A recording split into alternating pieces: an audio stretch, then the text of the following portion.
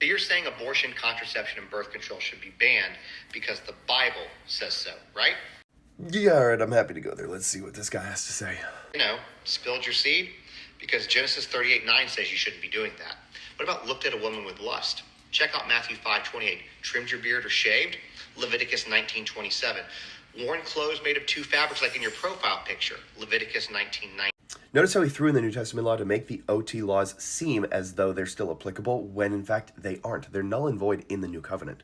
Here's the thing. There are three types of law in the Old Testament: moral, ceremonial, civil. The only law that comes to the New Testament with us today is moral, such as thou shalt not murder or steal or commit adultery, right? But the Old Testament laws, such as don't mix fabrics or don't eat pork, no longer apply. And then he goes on to say, well, there's nowhere in the Bible that says you can't have abortions. Yes, there is, right when it says thou shalt not kill.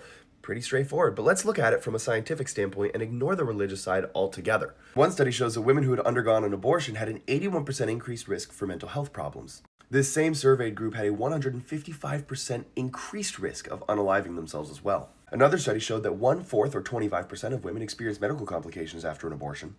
And before anyone comes in and says, well, what about these instances? I know what you're talking about. Those are less than half a percentage. There's your source. All in all, it's incredibly frustrating that this information isn't made readily available for women because it could actually save lives. But if you're a man watching this, or even the guy that made the original video, you need to read my book because, brother, you need help.